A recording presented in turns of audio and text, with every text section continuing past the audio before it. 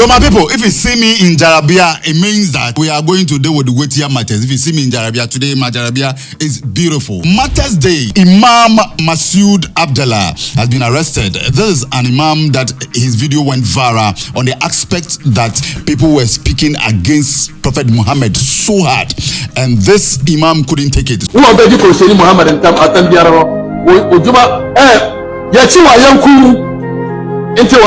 actually quoted the Quran, which of course is in the Quran, that when you speak against the Prophet Muhammad, you should be dealt with. In fact, you should be beheaded. Even to an extent that he said that this thing that I'm saying, I know the police will have issue with me.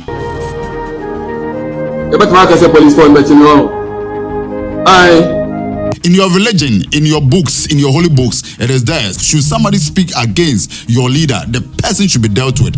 But when it comes to our laws, it is against our laws. So Ghanaians agitated, Facebook, in fact, all over the socials, people were agitated that this imam should be arrested. Now, the imam got arrested. Then people also started pushing an agenda that there's this man of God called Apostle Daniel Ejay, who started all these feud between the Christian community and the Muslim community. That pushed the imam to speak that way. Therefore, that apostle ought to be arrested. Now, the apostle has also been arrested. Once you do not regret for what you said, you don't even apologize to say sorry. You are even wanted to explain yourself. It's only fool. It's only fool who doesn't know I'm sorry. Or do you have mental problem? The story is getting interesting, right? The story is getting interesting. But listen, after the apostle was arrested, I saw some people, so to say, putting them in that category. They are Muslims, and they are not small Muslims. They are big people when it comes to Islamic religion. These people are big people. So this apostle has been arrested. There's this man, and I know him. I've worked with him before. I know him. Trying to speak to this apostle that as for us, we are for peace. As for us, we don't do violence. As for us, you don't do certain things. So it is a way trying to preach the Islamic message to the apostle for him to know that what he started was wrong, which is all right, which is good. Somebody that you are preaching that you are for peace, the same person slapped the apostle.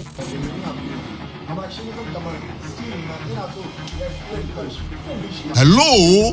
This is not right.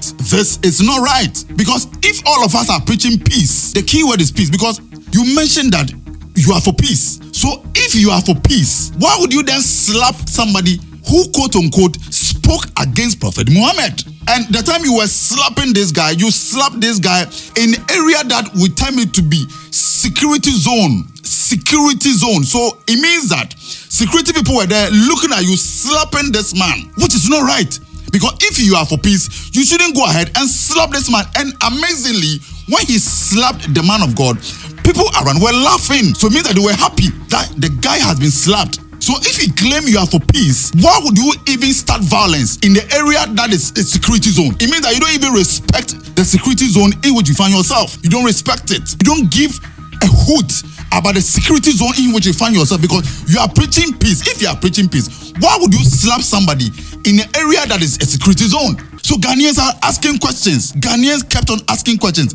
But then again, the man who slapped an apostle in the video, claiming that he is been inciting this and he's insulting Prophet Muhammad. Please, your own man, I am daring you to go search for your own man. His name is UT Dawa.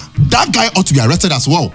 Because UT Dawa and this apostle, they go on podcast to do debate. If you don't know, I'm telling you this today. If you've not followed, UT Dawa have been insulting Christians almost every day of his life. So my people, there's a case study by Noyam Journal, written by Eric Odro Wiafe, and I quote, "Christians and Muslims in Ghana, in spite of extreme provocations, have continuously avoided conflict and have been living together peacefully for years. Christian relationship in Ghana is an interesting case for research."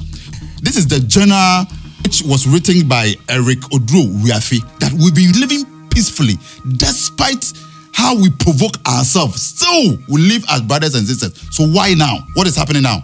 Is it being backed by political powers?